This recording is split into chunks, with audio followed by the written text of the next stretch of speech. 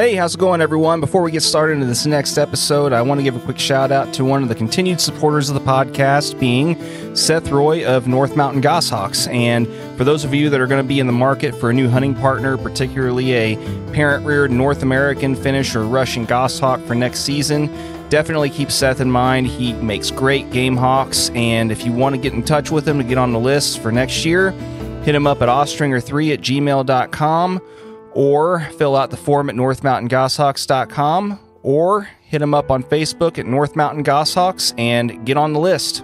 You won't regret it. He makes some good hunting partners, and tell him we sent you.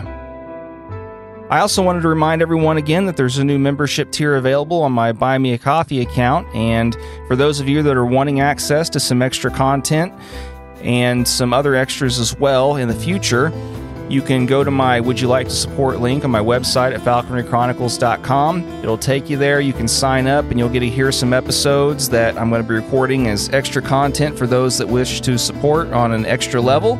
And for those that do, I really appreciate your continued support. It's going to help me increase the sustainability of the podcast into the future and continue to allow me to bring you the high quality content that I really try to continue to bring you with the in-person conversations and recordings that I have over all these years. So whether it's here in the U.S., internationally, or otherwise, I hope to continue to do that. And thank you again for your support. It's really appreciated. And in the meantime, enjoy this next episode of the Falconry Chronicles podcast.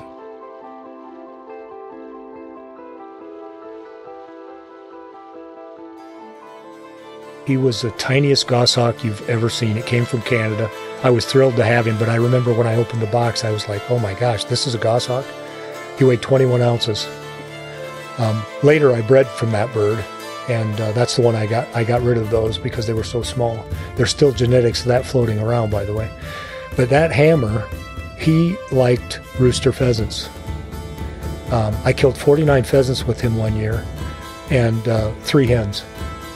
He wanted roosters, and if a rooster and a hen got up together, he took the rooster every time. I don't know what it was with that bird. He thought he was a giant. So it kills me when guys come here and they want these giant behemoth goshawks because they're trying to take rabbits. This guy didn't know he wasn't a giant.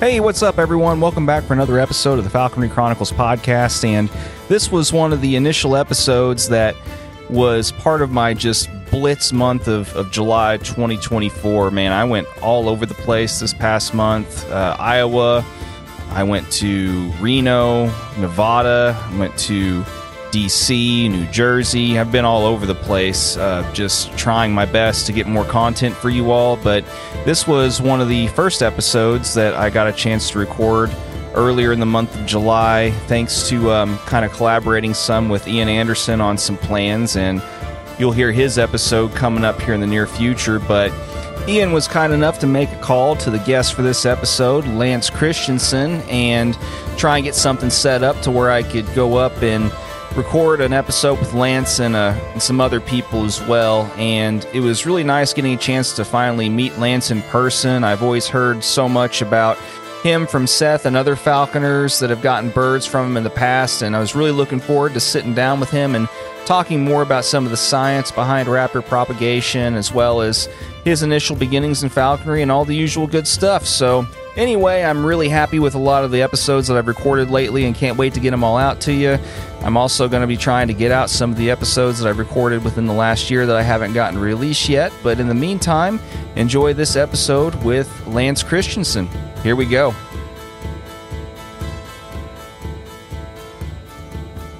You've got a really nice place here. I'm impressed by your setup. I'm now having had a chance to see, a handful, somewhere between like 4 to 6, pretty decent size, like breeding operations and stuff. It always amazes me the amount of time, effort, and energy. I have the utmost respect for people that are willing to dedicate this much time and, be just kind of like at the mercy of this kind of setup. I know, well, I don't know because I obviously don't do it, but I mean, I've seen enough now where I can really appreciate and have some degree of empathy at least and appreciate what goes into it. So kudos to you for that. And also thank you again for being willing to take, a little bit of time out of your stressful weekend. I know this is a big weekend for you with all the stuff you've got going on and everything. So thank you again for that. Yeah, sure. It's our pleasure. Yeah. So remind me again, like how many years has it been for you with the breeding side of things? Oh gosh, I don't know how to answer that. I started my first pair of red tails. I was 11 years old. So, I haven't been breeding birds since I was 11, but the last 25 years have been pretty hard, raptor production. Before that, probably another 5 years of just sort of dabbling in it. So I'd say 30 years for sure. Okay. Yeah. It's a long time. It's a long time to be dedicating, a handful of months out of every year, it seems, to really kind of be, like I said, the amount of dedication it takes. I know it's other people I know that do it, they literally are kind of chained to it for like 3 to 4 months out of each year. And I mean, has it been somewhat like that for you, or have you been able to get reliable help through the years to where you don't have to, you can focus on other things while you've kind of been doing this? Or we've had some help over the years, but we're big enough with the quail operation on top of it that there is no free time. It's like milking cows, it's 7 days a week, year round. There's no stopping. So we're producing 3,000 quail a week on top of the raptors. So we need to feed the raptors too, Mm-hmm. And then we sell the surplus. Yeah. So yeah, I have a few friends that breed quail for themselves, for feeders for their birds, and even that. I mean, it's just a lot of upkeep. Yeah, that's how it starts. Yeah. Well, yeah, it was before we got started here. You warned me that to not get too in depth, and next thing you know, you're going to find yourself with a massive collection of birds and everything else. And I mean, yeah. So you say you started with red tails? Actually, when I was 10 years old, I bought a Mexican roadside hawk in Waterloo, Iowa at Crossroads Shopping Center. And that was the beginning of it. I've always liked birds and had birds, but when I saw that the first time that I could actually get one in my hands, I begged my parents and they agreed and we got it. That was the beginning of it, the beginning of the end for me. I was hooked. Yeah. Well, and that's an interesting, and this is another reason why I like talking to people like yourself that have been doing this forever, is because there's been several other people that I've had the fortune to be able to talk to, and that had all these completely different starts to their falconry careers, and not just breeding, but other stuff. And it's been interesting to hear. It's been really kind of fun to hear, I should say, what a lot of different people have started off with. You're the first person with that particular species. I would have guessed. But some of the these different odds and ends species that some people have had to start off with, it's a wonder why they didn't just kind of almost throw up their arms in the beginning and just say screw this, because there's even now there's certain species that some of these people have tried as their first birds and stuff, and people still haven't been able to figure it out. And like that, it seems like it's a big hurdle sometimes to get over with early beginnings. And I mean, there's not much knowledge to begin with, and then you're starting with a species that there's even less information available to have to try and have success with it. And so I mean, where did it go from there after that then? Well, so then that was like a Cooper's hawk, actually. It was a great bird to fly. Had a great mentor at the time, and my dad got into it with me.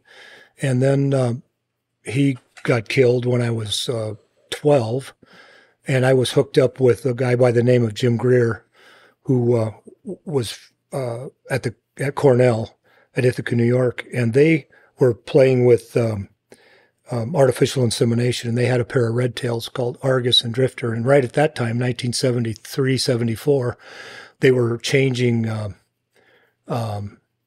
the regulations so that the Migratory Bird Treaty Act came in. You couldn't shoot hawks anymore, which was, thank God for that.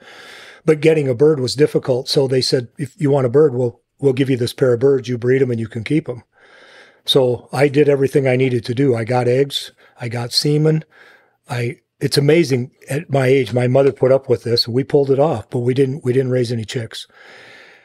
So after that, they sent me a Lanner Falcon, and I flew that for 5 or 6 years. And then I kind of sort of got interested in girls for a little while, which is I love them, but that's a kiss of death for falconers. And then I couldn't shake it. It was, as I said, it's a disease. And then I just got back into it. I always dreamed of producing birds. I've bred a lot of things. I've bred every kind of waterfowl you can imagine, grouse, pheasants. I mean, I've bred a lot of birds. I love birds. The raptors, there was a calling there I can't describe. And I got to tell you, I didn't breed raptors for money, although today I actually make money with it.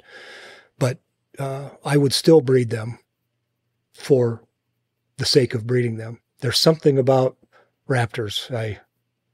Falcons, goshawks. I started with the best luck I've had was with goshawks, and that was my calling. Always wanted goshawks. Bred a lot of goshawks. And after that, I expanded into peregrines. I love the Peel's falcons, and then I expanded into gyr falcons, and now hybrids. And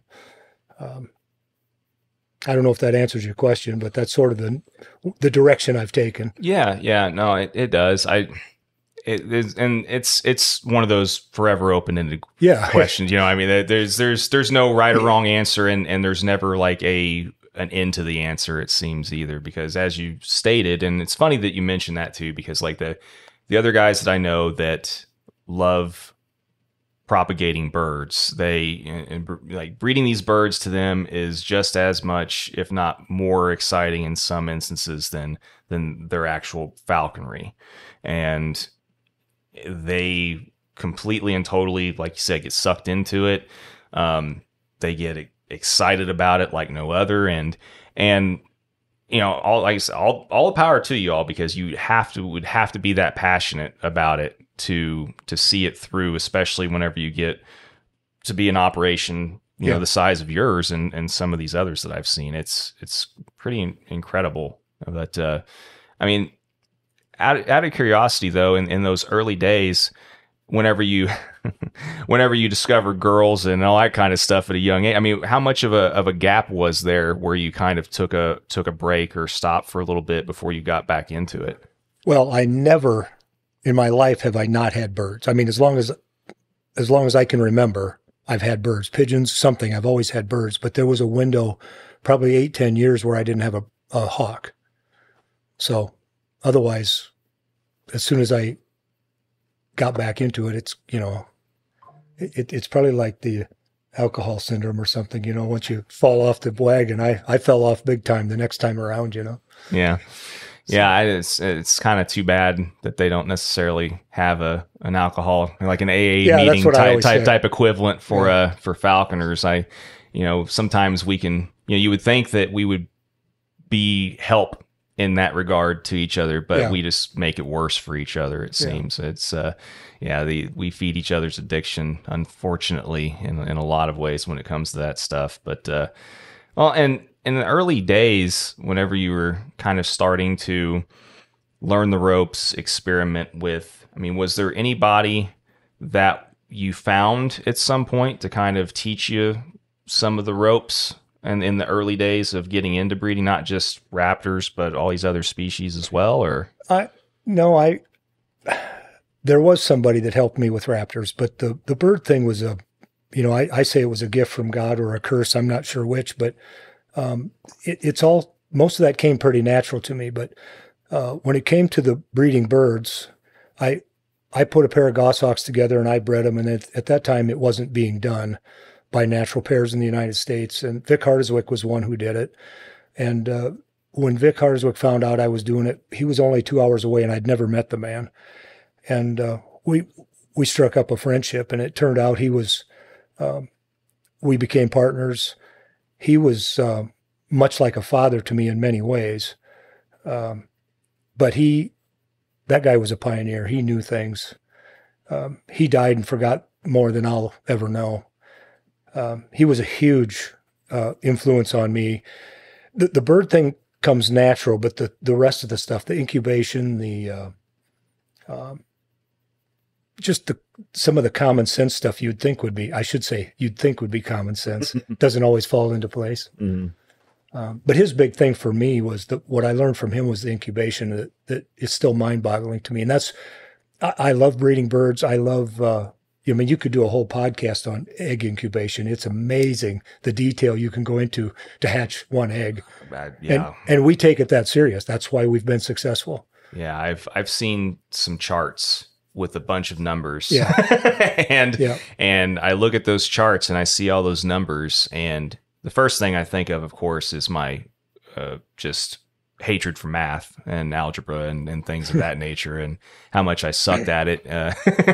But I see all those numbers and I just think, man, is it really that scientific? And what I've been told is yes. Yes, it is. It really is. A little bit more than that even. Yeah. Yeah. Well, I mean, if you don't mind, I mean, this is something I've not really talked very much with people yet about, as far as like, I don't think people realize, just the moisture, the temperature, all of that stuff, how all those things are kind of figured whenever you're, trying to figure out that the right settings, the right, environment, for these eggs. I mean, would you mind going into it just a little bit? I mean, I know this is a wormhole or a rabbit hole, I should say, both a black hole probably really, but I mean, I've not really ever had anybody discuss some of the science and the finer points. Yeah, the finer points behind it. So if you don't mind, I mean, go into it just a bit. Yeah, I'd be happy to share that. So in most people's world, if you've got an incubator, you throw some eggs in there, you set the temperature at 99.5, you run the humidity at about 55%, and some of those eggs will hatch. A lot of those eggs will hatch, but they won't all hatch. And in my world, every one of those is important to me, and not just because it's money, but because it's important to me. I need to hatch that egg. It's my personality. I need to be successful, and I want to be good at what I do. So what I've learned is an egg needs to lose 16% of its fresh egg weight. And in order to do that, you either add moisture or take moisture away. And climate makes a difference. So if you live the other side of the United States, you may be in a different climate than me. So that egg weighs, we'll say 60 grams. That egg needs to lose 16% of its fresh weight to hatch. So I'm going to try to get it to about 14.5 at pip. And these are words that don't really make sense to you, but it'll all come together for somebody who understands what we're trying to do. So where I live, it's super humid. And with all this humidity, you have to dry these eggs down. If they don't lose enough weight, we chart them all. So if it doesn't lose enough weight, it won't hatch. It'll live. It'll grow, and it'll come right to, it might pip, which means the beginning of the crack is where they start to come out of the shell. If they don't lose enough weight, they're either going to be, if it's too dry, it can't turn in the egg. If it's too wet, they can't turn in the egg.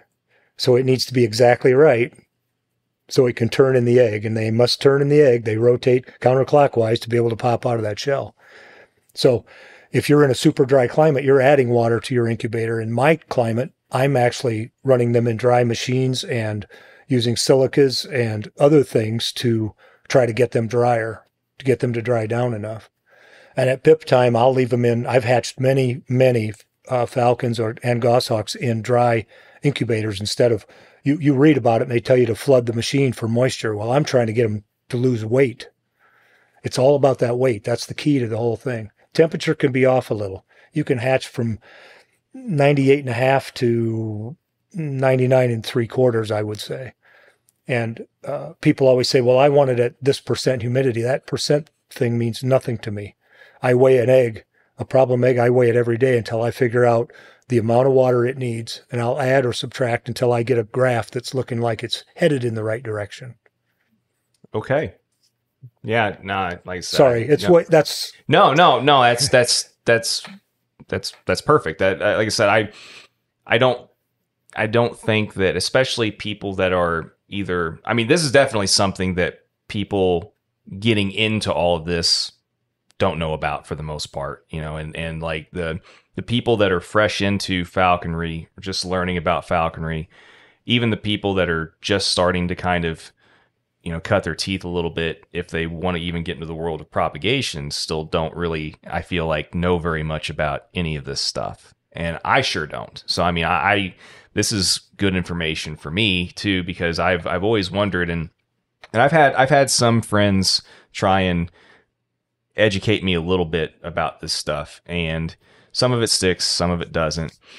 I mean, like I said, for me, it would be very hard for me to be that meticulous to be able to get that, as you quoted it, just right. Yeah, accuracy. You know? I mean, the closest thing I've ever done to any of this is I actually had a veiled chameleons once upon a time and tried to hatch out some eggs that my female laid. Yeah, that didn't go very well. But you know, all that being said, you know, that's the extent of my knowledge when I, you know, as far as personal, you know, just for me, interaction with trying to hatch anything. You know, I mean, so I've got plenty of other friends that breed quail and things like that and stuff too. But like, as far as all this other stuff, I mean, yeah, I can see where, as humid as the Midwest is, and like, you know, it's really humid where I'm at as well. I mean, I'm not, you know, in southern Indiana, it's not much different, you know.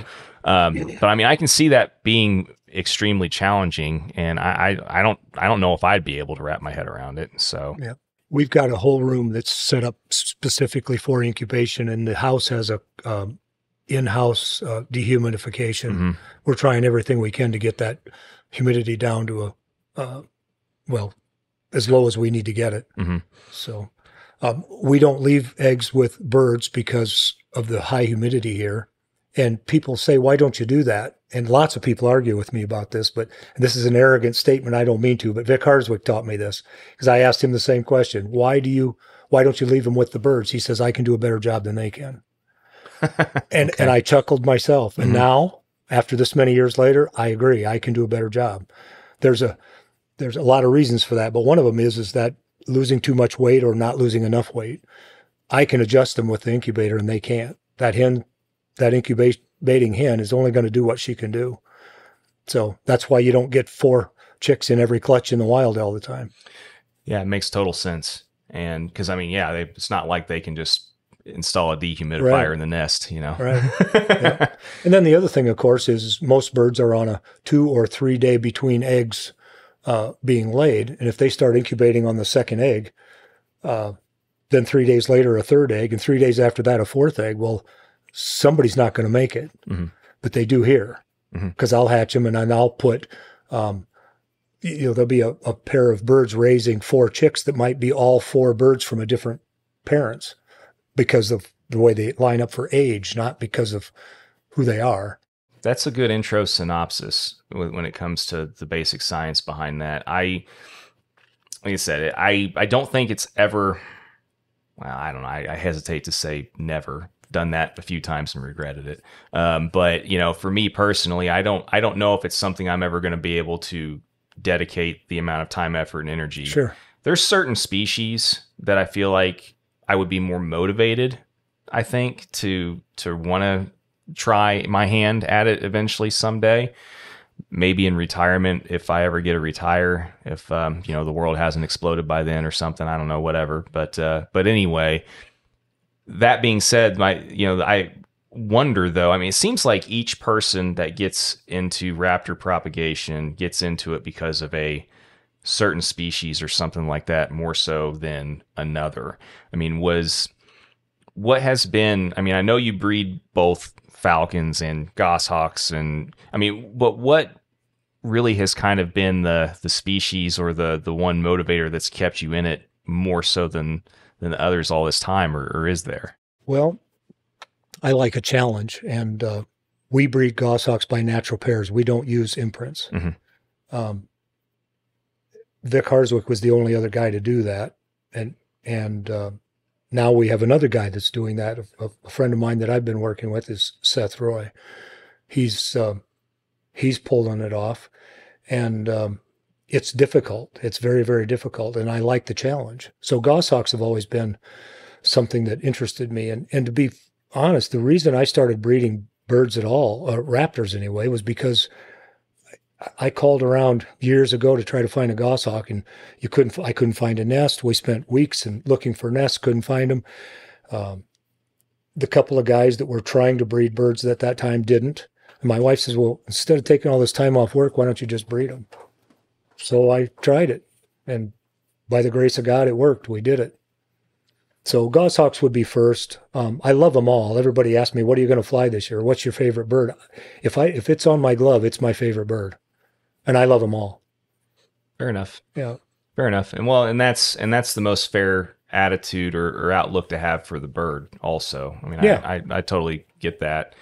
You know, I think, and I admit that I've been kind of guilty occasionally of saying this from time to time, and it was mostly whenever I was just getting into the sport and didn't know any better and stuff. But you know, you find yourself saying, "Well, I'm just flying a red tail this year. Or I'm right. just whatever," and I have I look back and kind of kick myself from saying that, because I mean, as you get older and you get more experience into this, everybody starts to realize what they don't know, what they're actually missing out on, and all the things that some of these birds and species have to offer that you didn't know any better before about. And then you get that higher appreciation. Like you said, any bird that you're flying deserves that, or, has earned that from us, as far as that goes. But all that being said, going back to, what you were saying about the goshawks in particular, I mean, what was the main motivation in sticking with or going with the parent reared route over imprints for you personally? Because it wasn't being done.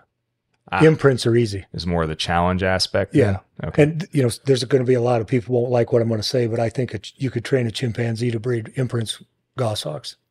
I mean, that's pretty darn simple. And to be fair, it's so simple. I started doing it with falcons. I mean, imprints are easy. They're time consuming, but they're easy.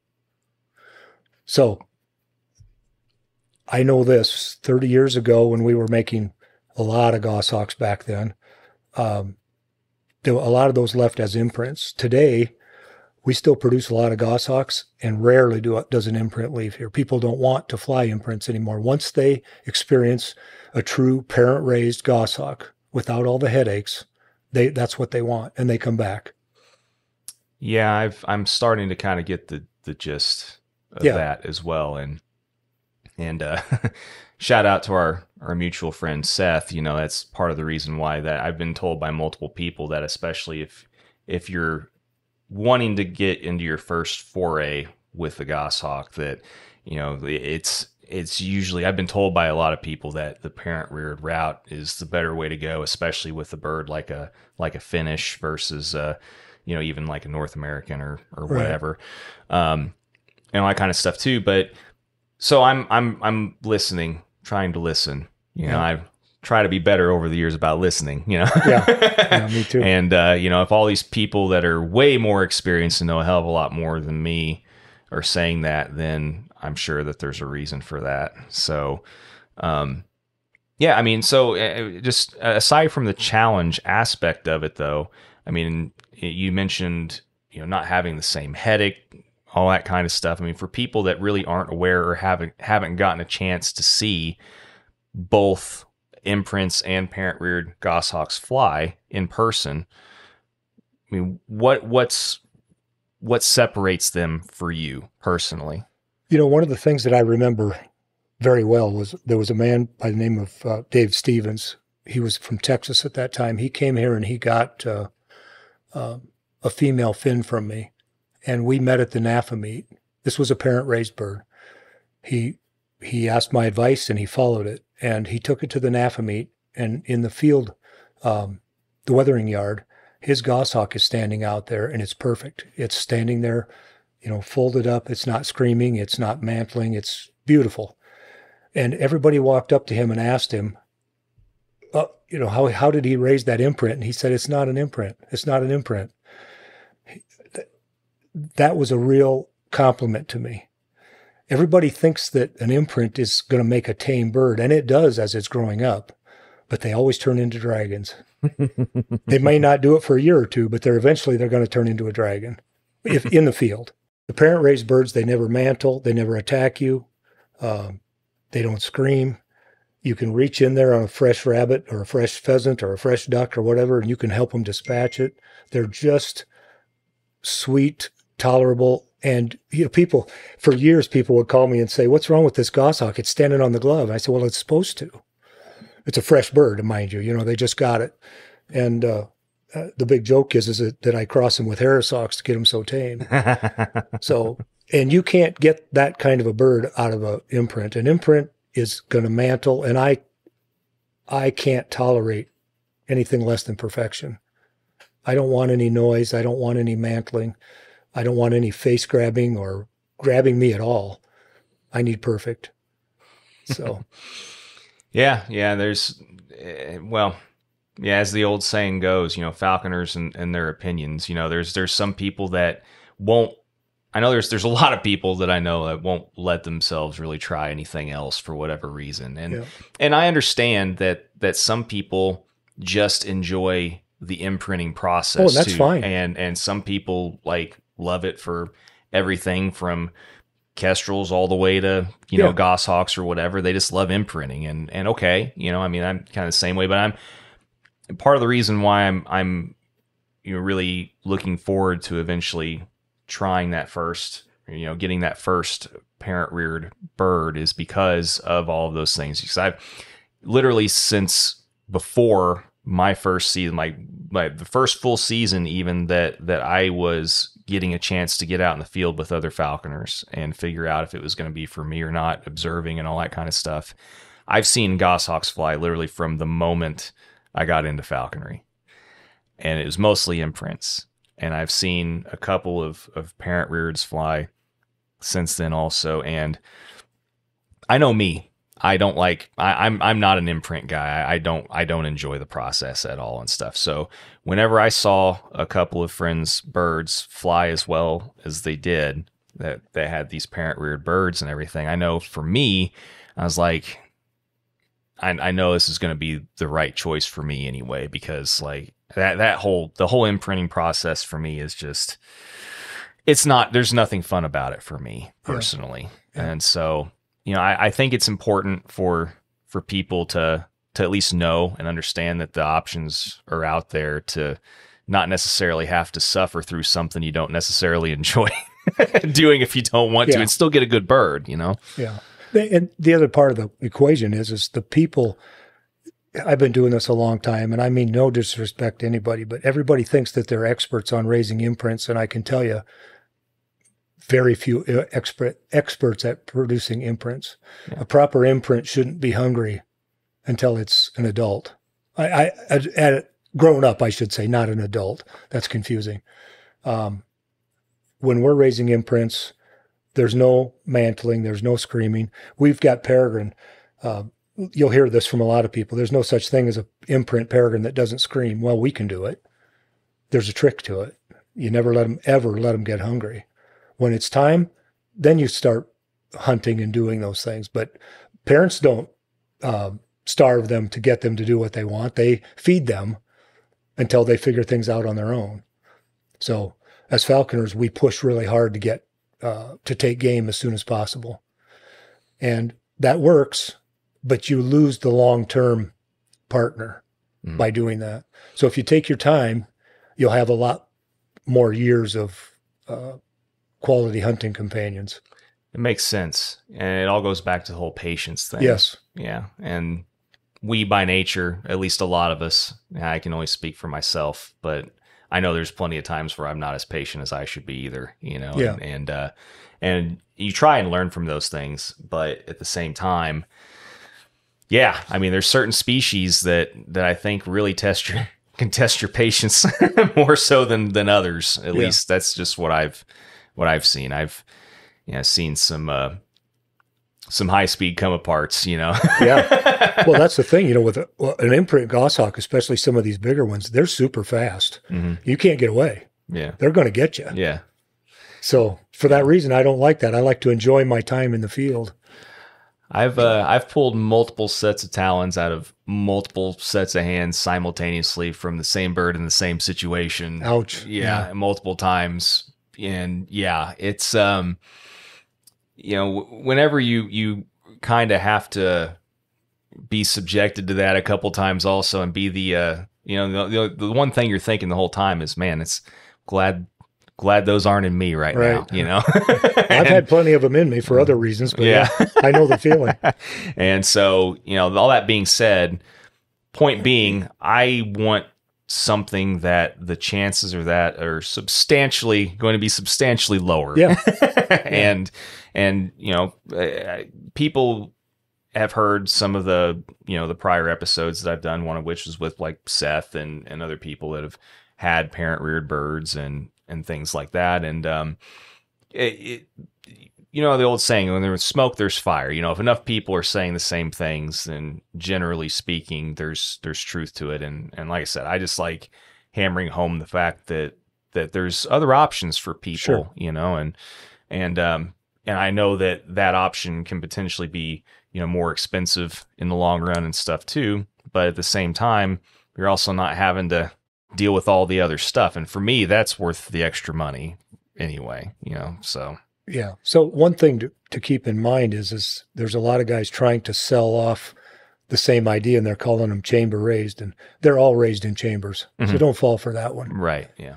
An imprint feeding chicks is not the same as a parent raised bird. It's raised by a parent. Yeah. But it's not raised by two parents. Mm-hmm. And it still has interaction with humans, where my birds, Seth's birds, when they come out of a room, they're like a wild hog. They don't know hunger. They don't know what people are. So they're fresh. Yeah, no, that makes sense. And yeah, I mean, and it's good that because whenever I did my recording and episode with Seth, he made sure to emphasize the difference in the terminology there also. And I'm glad he did, because since then, I've really tried to be a little bit more anal about, using the correct terminology myself also, because like you said, everybody always uses the term, chamber raised for most part, but in reality, it can mean a lot of different, it means a lot of things, a lot of different things. But, so thanks again for clarifying that as well. But I mean, so in regards to the species of goshawks though, I mean, do you prefer personally like a preference of the European birds over like the North American birds, or I mean, what's your personal preference there? I started with fins. I started with a Finnish.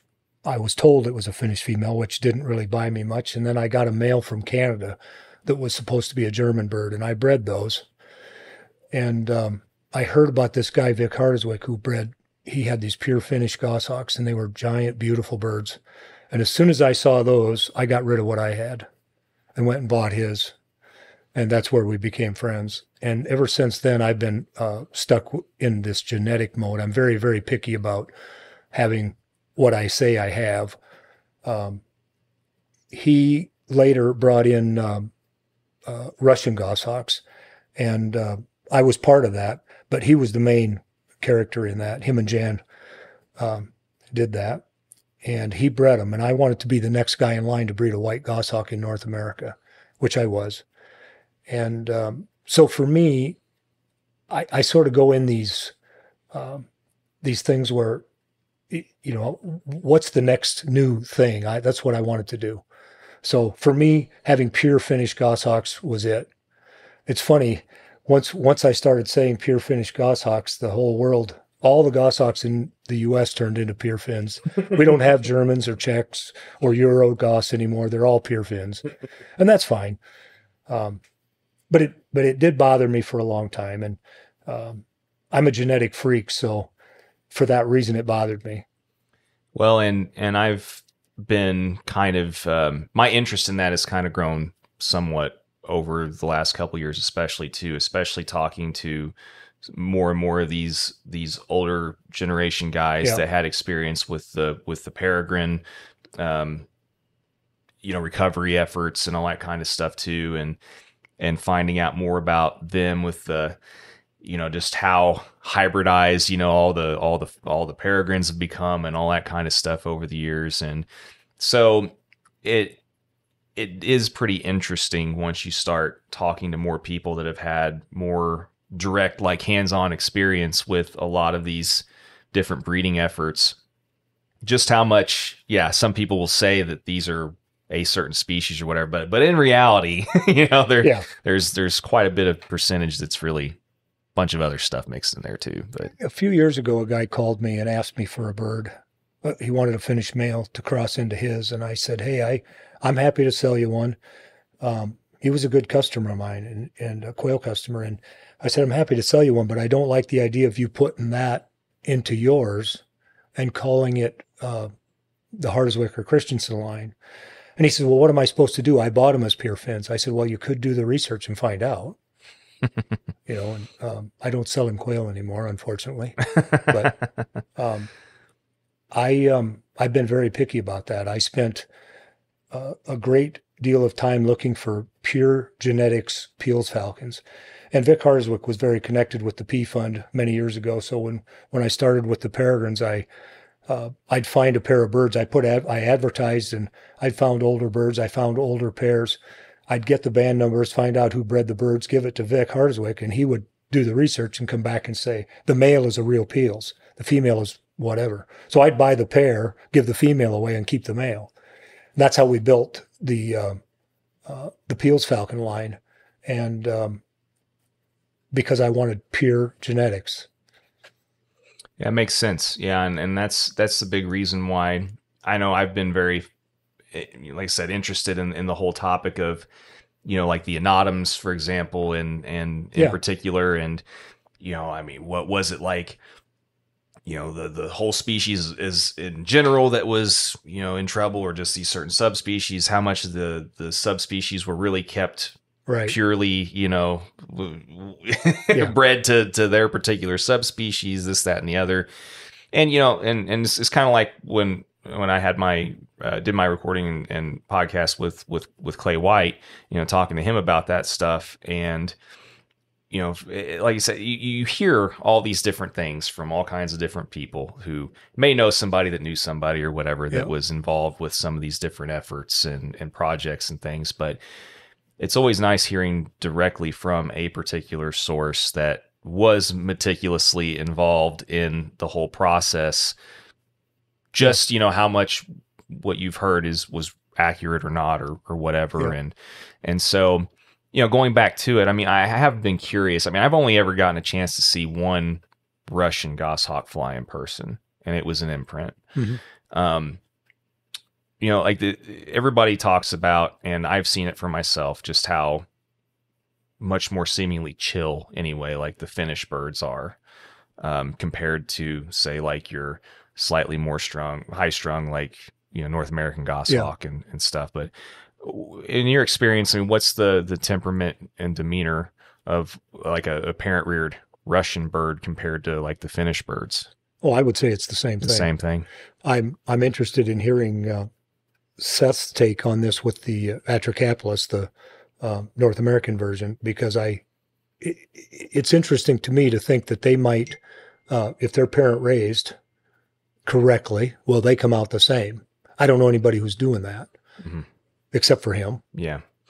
I've kind of wondered that too. If it's not just the imprinting process done by some people that, and we all know that every bird is individually different and everything, but it has been very noticeable. Granted, I haven't seen any parent reared North Americans fly either, but pretty much all the North American goshawks that I've seen fly have been, there's definitely a marked difference in their temperament and everything. But once again, I don't have a frame of reference to go by when it comes to the parent reared aspect. So yeah, so a comparison there would be the European sparrowhawk it's funny because we can't get them here. Everybody in the United States wants European sparrowhawks, and the guys in Europe all want Cooper's hawk and sharpshins. Right. It's just the way we are. You're correct. Yeah. But the European sparrowhawk has got a way different demeanor than the sharpshin. Mm-hmm. So I would say it's probably a similar thing with the northern Eurogoss type than the North American, our version. Mm-hmm. Well, and even my short amount of experience of time being around the South African guys, they have nothing but amazing things to always say about their African goshawks as well. Yeah. And so, like I said, I'm always curious to find out what other people's personal experiences. I mean, you've been dealing with these birds for a very long time, so I was curious if there really was much of a difference in temperament, in your opinion, with some of these different, well, non-North American species, I guess I should say. But right. Eurasian, I guess, would be the proper version. Probably, of those. Yeah. I don't really think there is a huge difference. I don't have the original birds that came in were actually taken from the wild, and they seemed very manageable, just like any other falconry bird. Mm-hmm. But I guess the point I'm trying to make is what we don't know is keeping them in this big room and they grow up with parents and they're not exposed to anything. Does that change them? I don't know that.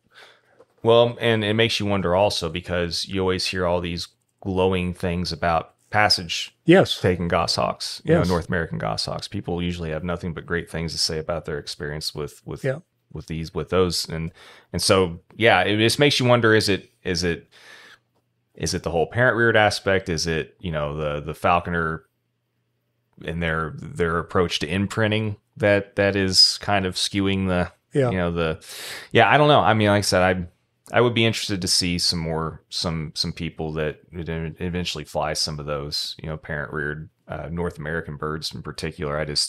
Or whatever the correct terminology is. And I know they just changed the terminology for that as well. With northern goshawk now. Well, they're all northern goshawks. They're considered all northern goshawks. Yeah. So anyway, it's hard for me to keep up with that stuff too. Yeah, for sure.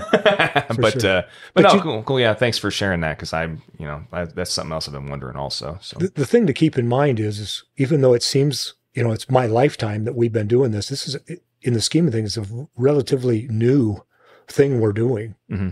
Breeding raptors in captivity and being able to, take one out of a room and go out and hunt with it. That's a new thing, Sure.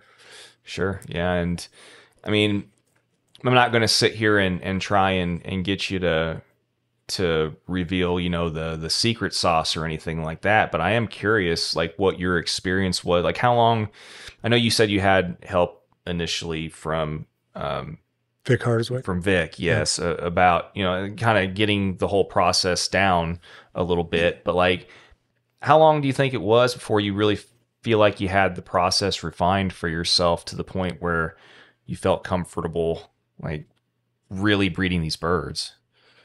Wow. I know it's probably a loaded question. That is a loaded question because I'm very confident with birds. So far, everything I've tried to breed, I've done. Mm-hmm. And that, but I blame Vic Harswick for that. I blame Cal Sanford was a guy he worked at the P Fund for many years, and he was a guy I'd call with questions, and he helped me many times too. And one thing that I'll never forget him saying to me is the devil's in the details. And I've always paid attention to the details. Mm-hmm. I'm very detail oriented. And if you don't pay attention to the details, it's going to get you. Generally speaking, it seems like people who are very OCD in a lot of ways are the ones that are most successful with these kind of endeavors, for sure. I'm a recovering perfectionist. So, yeah, no, I get it, for sure. And it's kind of like me with audio. I'm not, and unless it's sounding exactly the way I want it and stuff, it's like, it's going to nag at me. I get it, but like I said, I was just curious if there was any part of the process that you, at some point in time, kind of had to spin your wheels more on, trying to, perfect, for lack of better words. I mean, I'm just going to make the assumption that you weren't perfect at the process to start off with. The first time I was really lucky, and I bred goshawks the first time, and it's funny. I called Vic and I said, I understand you have goshawks. I said, I've got a pair, and he says, go, good for you. Lots of people didn't like Vic. You loved him or you hated him, and I say that with all the love in my heart for him. But I called him and I said, I got this pair of goshawks, and here's what I'm thinking. He says, well, you're the breeder. Let me know how it turns out. And I thought, wow, what a jerk. I bred goshawks that year, and we met. Actually, we were buying, the state of Iowa was buying peregrines from him for part of the recovery program. So we met, we got those, and he said, how did you do? I said, I bred 3. And shortly after that, he called me, and I rattled off some details that I saw, and he said, wow, that's interesting. He said, not very many people would have noticed that. So that was the beginning of our friendship. And then we compared notes, and at that time, it was still new for him too. So I had some ideas, and he had some ideas, and we combined those. And between us, we I'd say we perfected it. There was a time, I can't tell you how many goshawks we were producing at one time. Vic didn't believe that the birds that came in from the co-op could be sold. There was one time, all the buildings you see out here were full of goshawks. Between us, we had over 100 at one time, because he didn't think we could sell them. So the point I'm making is we were very successful. We bred a lot of goshawks the way we breed them, by natural pairs.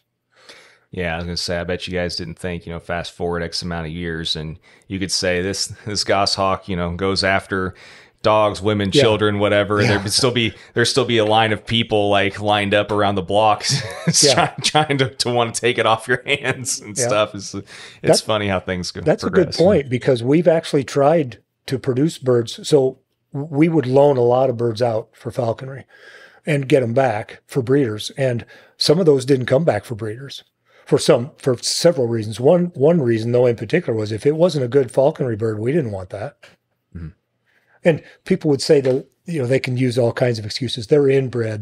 They can say anything they want. But again, back to the amount of time we've been doing this, these aren't chickens. They haven't been in captivity for 150,000 years. This is new. Mm-hmm. Now, unless you're breeding brothers and sisters and brothers to brothers and sisters, there's no tight gene pools here. Yeah.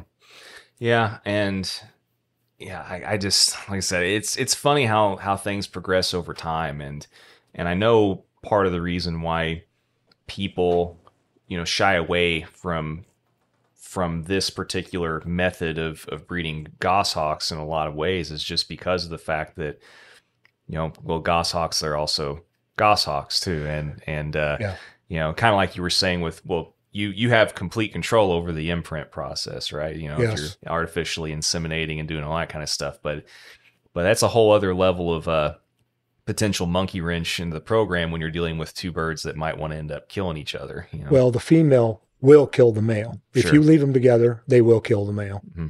And I've had it happen, and I've been doing it a long time. I still have it happen. Mm-hmm. They get along like, for those of you who raise pigeons, you see pigeons cooing. I watch goshawks do that, and then the next day she'll kill him. So they just turn, and we don't know why. They just do. Huh. And in the wild, that male can get away. He can definitely outfly her, outmaneuver. Let's put it that way. Mm-hmm. And in these chambers, these rooms, there's no way they can get away. Yeah, it kind of makes you wonder, if that's the case in nature. I mean, it's a good thing they can get away, because otherwise it makes you wonder just what would have happened with the species in general by now. I mean, it's amazing how nature has all these built-in fail-safes sometimes with these birds and everything. But yeah, so like I said, I appreciate you sharing some of your thoughts on those different things. Like I said, there's certain aspects of the approach to all of this stuff that I think, like I said, people hear about them, but, hearing about the experiences and the pros and cons with these kind of things from someone that's actually very well known, it's different hearing straight from the horse's mouth, so to speak. So, what's your, I know that you have had like clientele and stuff from all over the world that's bought your birds and everything, but what have been some of the challenges for you in those regards, kind of getting yourself, did you just kind of naturally by default become a known name like around different parts of the world for your breeding, or like how did that kind of happen for you? I'm curious to find out about that. That's a great question, and the answer is pretty simple. I'm an arrogant SOB. Lots of people would tell you that, and I'm saying that only because of this genetic thing. I've been very picky about genetics, and once people found out that I was picky, they wanted those birds. They wanted the real thing. I learned from Vic Harswick, if you're going to say you have Peel's Falcons, don't have anatoms. Mm-hmm. There's no reason you can cross, or you know what I mean? There's no way. If you have anatoms, you could have a Peel's anatom. I don't have any anatoms. They're only Peel's. With my Gyrs, I only have Gyrs. I don't have any Sakers. So therefore, I don't have Gyr Sakers. So perception is reality with people. And once the word gets out there, it travels. You know, if you put out a good product, you put out good quality birds. Social media works. I'm not a social media guy, but people talk. You know, we've never advertised. We sell out every year. It is easier in a niche community like this. Yeah. You know, when you do become kind of somewhat of a known commodity, I can see in that regard where it's easier, but it still doesn't necessarily mean in a lot of instances that you kind of are able to get around, you know, some of those other hurdles though of kind of passing people's litmus tests in some ways. I know there's certain markets and certain people that are always going to be pickier than others. Oh yeah. You know, so yeah. You know, I was just curious, like if there's ever been any instances for you that have been more challenging about that than others. And you don't have to go into specifics per se, but I mean, everybody always has challenges on their road, it seems, to kind of establishing themselves as a known commodity, like in that particular market. So, you know, I had really good help from really good friends. A good friend of mine, Ross Dirks, was many years ago was on this thing. I can't remember what they called it, NAFX, I think. Mm-hmm. And he's the real deal. He'd go out and he'd catch stuff. He didn't talk about it. He showed you pictures to prove it. You know, he did it. Mm-hmm. And he wrote an article, I can't even tell you how many years ago, for I think it was American Falconry, about a chamber raised, it was what we called them then, goshawk. And people wouldn't do that. He was like the only one. And he did a phenomenal job with that article. And the phone started ringing. And as I said earlier, used to be everybody wanted imprints. Now I don't get calls for imprints. The only calls I get for imprints today are breeders who want our genetics for breeding. If you want a bird to hunt with, they want parent-raised birds. So, more or less challenges or hurdles, you know. Yeah, challenges. Yeah. So I get this call all the time where they want a chamber bird, and I tell them, well, parent-raised, and they go, well, whatever. I'm not flying another imprint. I'm done.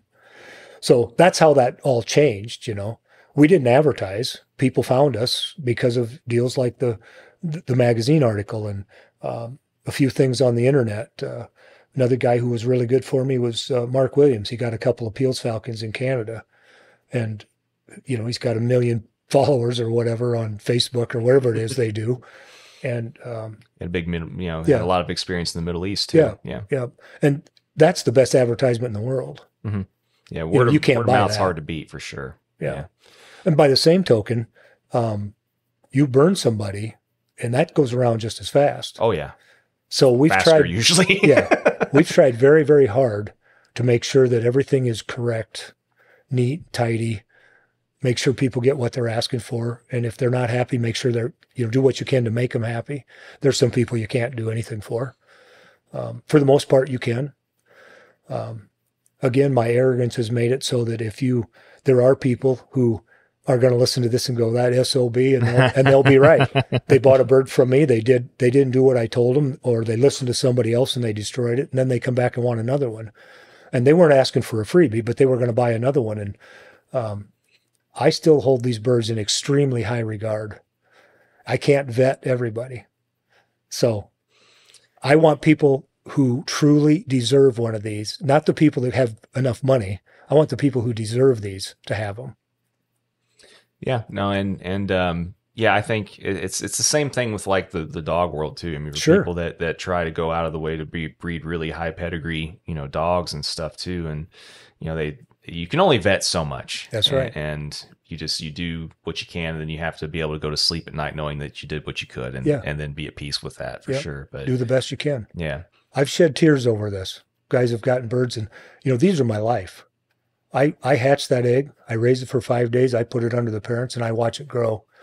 And I get excited. I still get excited. I look at those birds and I go, wow, what a beautiful bird. Mm-hmm. And I go in and I pull it out, and you come. I can't tell you how many people they're shaking when I hand them this bird, which is exciting to me. They should be shaking this time of year, or with this experience, excitement of getting that bird they've been waiting for all year, the anticipation. Mm-hmm. That's the way I was. I can still remember my first one. I get goosebumps just telling you about it.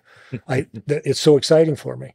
So that's what I'm looking for. That's the people I want. I've got the best clientele in the country.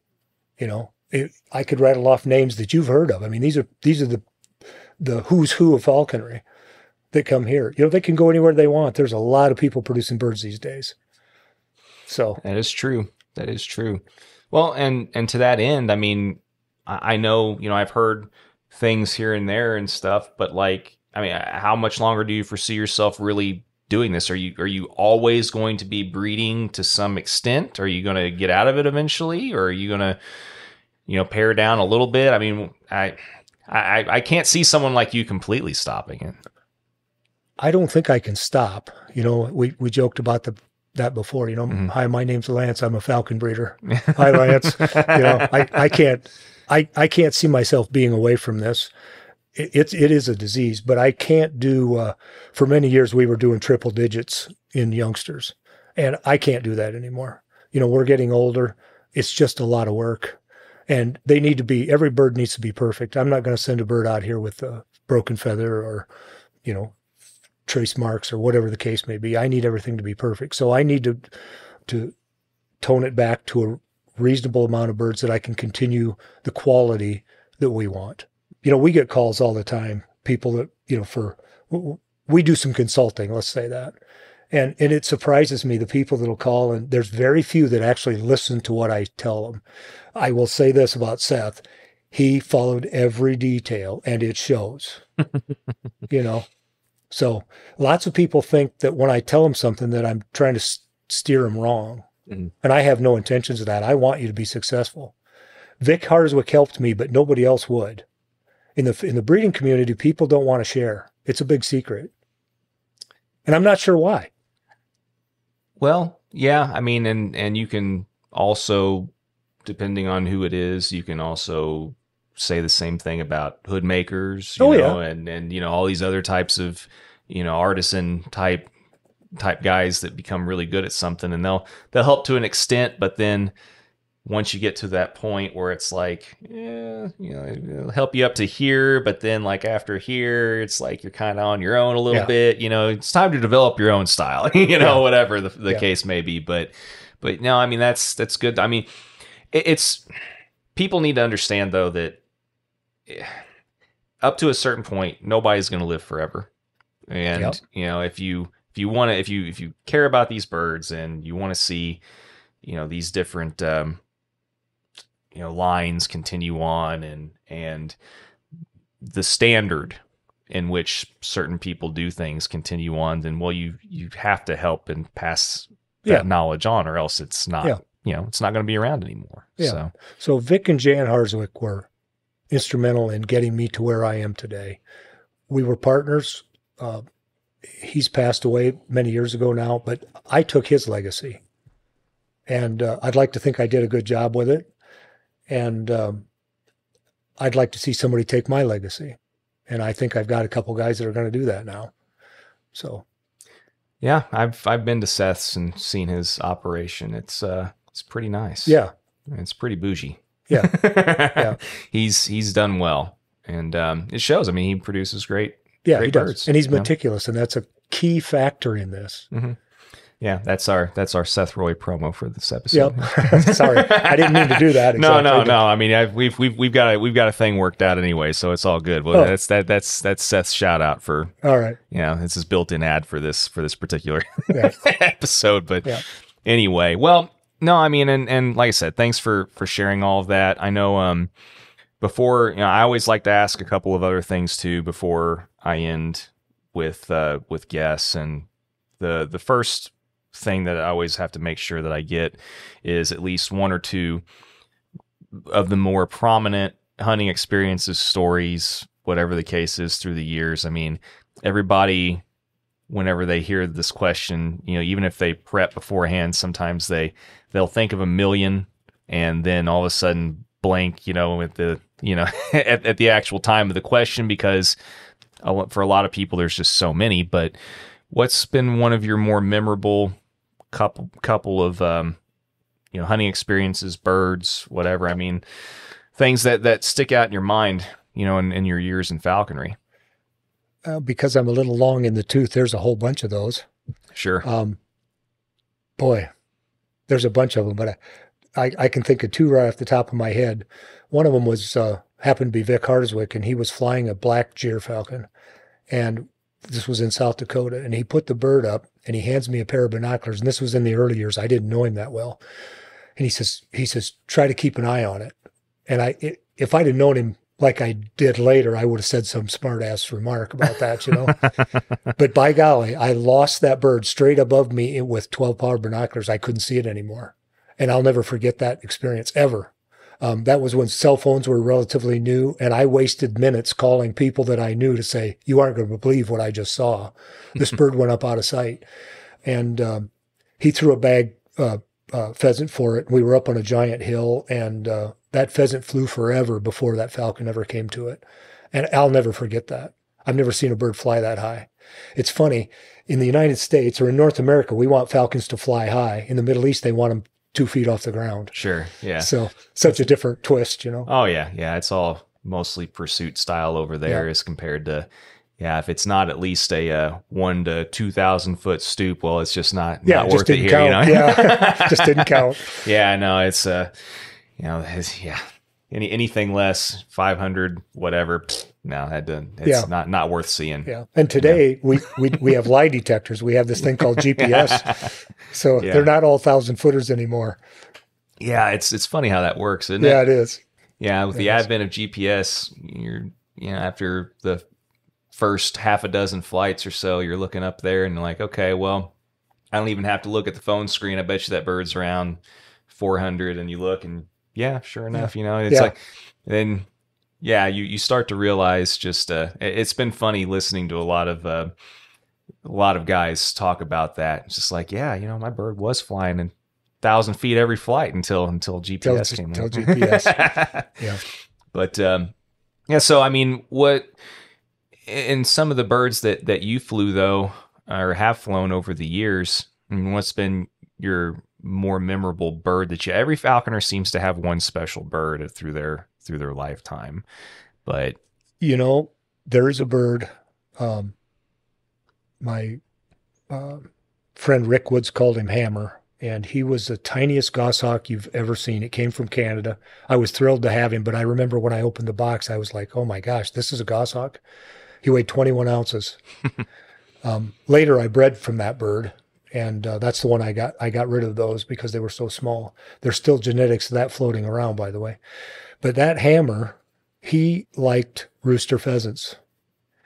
I killed 49 pheasants with him one year, and 3 hens. He wanted roosters, and if a rooster and a hen got up together, he took the rooster every time. I don't know what it was with that bird. He thought he was a giant. So it kills me when guys come here and they want these giant behemoth goshawks because they're trying to take rabbits. This guy didn't know he wasn't a giant. Should have renamed him Napoleon or something. Yeah, exactly. It's gone that route. Yeah, it's funny. Like some of these birds, and I've noticed that too, whether it's kestrels or goshawks or whatever, it's like for whatever reason they'll pick out that one type of bird or whatever, and they could pass up much easier, birds like in a group or something, and they get their hyper focus going on that one particular bird. I've always wondered why they choose that one particular bird over the other ones, especially when the other ones, there's like 4 or 5 easier ones. Yeah. I guess that'll remain one of falconry's mysteries to me. I don't I don't know what it is about that, but they have success. It's the same thing in reverse. A bird gets kicked by a jackrabbit and they don't want to fly a jackrabbit again. mm-hmm. So they get hurt, they don't want it. If they're successful, they want it. Mm-hmm. Yeah, no, there's definitely validity in that too, for sure. Yeah. Well, and the other thing that I usually like to ask also, and before we wrap this up and everything, is I know that I could sit here and continue to pick your brain like indefinitely, but I know that there's so much other stuff going on. But I want to ask you before we end, what's your one piece of advice that you would pass on to other generations of either current or aspiring falconers? I like to ask this because everybody's got a different viewpoint on what they think is important versus other things and stuff. So what would be your piece of advice to pass along to other people? Wow. A lot of things come to mind. Could be about anything, but keep that bird in great condition. Always be thinking about the bird. Keep the bird comfortable. If you take good care of your bird will take good care of you. In the Middle East, in the olden days, back when they were flying birds to survive, that bird was as important as your shotgun is today, or your hunting dog. It's not just a tool. One of my favorite things to tell people is flying weight is not the only thing that matters with a bird.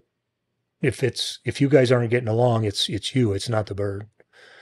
Birds can only do what they can do. We're the intelligent ones. So you need to make them work with you, which means you need to work with them. Mm-hmm. Yeah, no, there's a lot of people that I think that's especially for people that are new getting into the sport. I mean, it's weight management in general, and then just the how to read the bird and the mentality, and dealing with it is the hardest things for people to initially wrap their head around, is understanding how these animals think, and said molding yourself to that, because it doesn't matter if it's a dog or whatever animal, like we always want them to mold to us instead of the other way around. And it's almost kind of like this reverse psychology thing going on, to some degree, but yeah, well, I mean, so I know we covered a bunch of stuff. I mean, is there anything else that you would like to personally add or discuss before we wrap this up or anything? Or? I would say one thing, and we talked about this. I can't remember if it was on the air or not, but you said you couldn't wait to get rid of your red tail and fly something else, and we've all done that. And I would like to suggest to people that if you're flying a kestrel, that's the best bird you're ever going to own. Right. Until it's not anymore. Yeah. Then you go to the next one, and red tails have been phenomenal birds. My kids, you ask my kids about falconry, and they remember red tails. Sure. Because we all got to go out and have fun. Sure. Falcons were hard. Well, and the follow up to that sentiment, which was, we all catch ourselves saying, "Well, I'm flying just a red tail." Yeah, exactly. Yes. Whatever. That whole sentiment, that we've discussed before. To that end, I mean, and part of that whole maturation process, I mean, that I wish that I would have. Once again, it goes back to the whole: you don't know what you don't know when you start early on. I was raised in the world of like hunting squirrels are bad, right? Like that whole thing, and circling back around, 8+ years later, man, if I would have discovered squirrel hawking way sooner, red tail, I wouldn't have been ever flying just a red tail, right? Yeah. Like I would have loved it from the get-go, but like for whatever reason, like bunnies and red tails on bunnies kind of got, it's boring after a while. A while, but then that's after getting the dogs and incorporating that kind of became fun again and stuff. But nothing to me really beats, dirt hawking, squirrel hawking and stuff, in that regard with the red tail. It's like the meat and potatoes of American falconry, right? And had I known that at the very beginning, wouldn't have ever been just a red tail. That would have never crossed my mind. But once again, we all get somewhat complacent or fall guilty with that sometimes. So I'll agree with you on that. It's whatever bird you're flying. That's your bird. Yeah. Needs to be. Yeah. People ask me all the time, what's your favorite bird? It's whatever I'm flying that year. Yeah. Goshawks, this dirt hawker is kind of a new term in the world, you know. So I love being a dirt hawker, but I also love flying a falcon. Yeah. So I love them both. Well, I mean, not everybody's in the situation where they can be an elite long winger right off the bat, right? That's right. That's right. Well, there is a part of a joke there too. Yeah. You know, I always thought that the perfect world would be you fly a long wing, you go in, you know, we hawked a lot of pheasants here for years and years. You go into a big grass patch, you fly the falcon, you kill a pheasant, catch a pheasant, I should say, and when you're done with that, then you go in, the birds are all pinned, you got a good dog, you work the dog with the goshawk. It's the perfect world. Mm-hmm. But that's a lot of work after a while to do that every day. Yeah. It turns out it's easier to fly a goshawk today and a falcon tomorrow. Goshawk the next day, a falcon the next day. Right. Yeah. Do the every other day kind of deal. Yeah. Yeah. And that's why there's a lot of guys that have multiple of each bird too, and fly, you know, just basically alternate them off. And yeah, I mean, there's a few guys that I know that do that. I'm not even, like I said, there's one with me now. Like we were talking before we started up with all this too, like none of us are getting any younger. Right. And I know whenever I initially got into falconry, I was sacrificing, I don't even know how much sleep, you know, I mean, but part of the reason why I was able to be so successful initially was because I was willing and able to sacrifice. I mean, I was able to fly my bird every day if I wanted to and stuff. And I know not everybody has that ability either, but yeah, I mean, we all go through our trials and tribulations, I guess, and figuring all this stuff out. But, you know, in my early years, I remember all I could think about was catching something. That was my whole, whatever it took. Mm-hmm. And, you know, I read a manual of falconry when I was very young. There's a picture in there of a German wirehare sitting on this beautiful mowed grass in front of a beautiful, I'm going to call it a castle. I'm not sure it's a castle, with a goshawk sitting on a ring perch. And that was my dream. That was why I did what I did. And once I got to that, I wanted to catch stuff. I wanted to catch everything I could in any way I could catch it. And I didn't care if that goshawk ran up underneath the sticks and caught it like a roadrunner. I didn't care. I just wanted to catch stuff. And then you progress. Mm-hmm. You know, now what I've learned this many years later is it isn't all about the kill. There's more to it than that. So if your bird's in great condition, you had a great flight, you got your bird back today, and you did it with some friends, better yet, that was a great day. Catching stuff is a bonus now. If you've got a good flight, you know, you've got a 1,000-foot pitch or whatever the case may be, whatever it is that you're after, whatever your goals are. You know, now we're tiercel peregrines for Hungarian partridge. I love that. That's a thrill. You know, they fit each other perfectly. Partridge, one out in the open field, they'll fly honest. And when you see a good flight there and that partridge gets away, that's fine. I can live with that. But when it does catch it, that's, you know, that's worth a sip of Crown Royal. You know what I mean? That's for sure. That's a high end day. Yeah. Yeah. It's fireball shooters. Exactly. Yeah. But yeah, no, I'm glad that you brought that up too, because and I'm still relatively young in all this too. I mean, it'll be like a decade next year for me. Yeah. Not, you know, counting the observation season or whatever, which, you know, anyway. But it's funny, even just after this short amount of time, looking back, and because I remember all I cared about too initially was, you know, well, if I don't catch something today, then it's going to be the biggest failure in the world, you know. And I've talked before about how I've really had to also alter my mentality and not letting an empty game bag at the end of the day affect how the rest of my day was also going to go. Oh, we've all been there. Yeah. So, you know, all that being said, it is funny seeing your mentality shift away from that and then seeing other new people coming in. And it's kind of like that nostalgic deal. And yeah, you're talking to, you know, your friend that's new over here and stuff, and he just thinks that he's failed if he hasn't limited it out for the day. And you're just like, okay, whatever, man. Did the bird try? You know, that's all important stuff. Yeah. I mean, you know, my kids, this is crazy, but back in my day, I didn't have money for all this. And if I was taking time to fly a bird, my kids grew up on rabbit and pheasant and duck. My wife, I mean, this is what we ate. We ate a lot of it. I mean, a lot of it. So, yeah, I mean, I never could get my family to, and granted, you know, if I would have tried prepping some of this stuff for my family, we'd probably would have died of food poisoning like instantly, right? Or all had, you know, the worst bout of worms or whatever you could have ever imagined.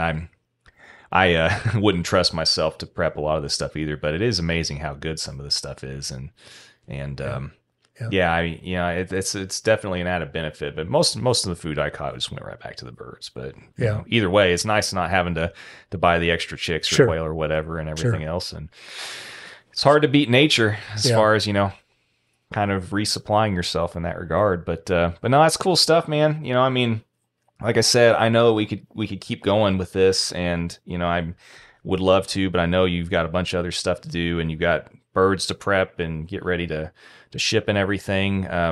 Thanks again, you know, for doing this and making the time. Pleasure. And you know, it was a lot of fun, and time flies by. I mean, like I said, it's these kind of things are worth the 11-hour drive and stuff to me. So I enjoyed it, and like I said, thanks again for making the time, and hopefully we'll get a chance to do it again some other time and maybe go a little bit more in depth with some of the other things that we maybe briefly touched on and stuff. And you know, we maybe dedicate a good 15 to 20 minutes of ragging on Seth a little bit more instead of talking him up. You know, maybe I could do that too. But thanks again. And like I said, is there anything else that you have to add before we? No, not really. You good?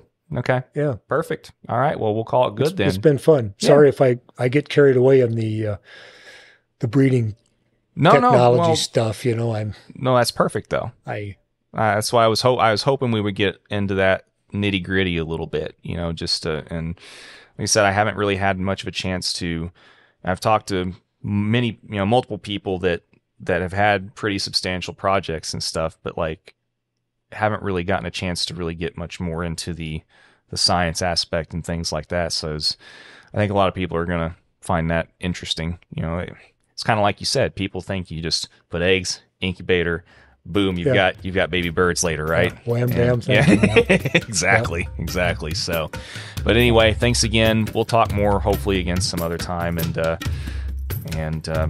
mean, it's been fun. So thank you. It has been fun. Thank you.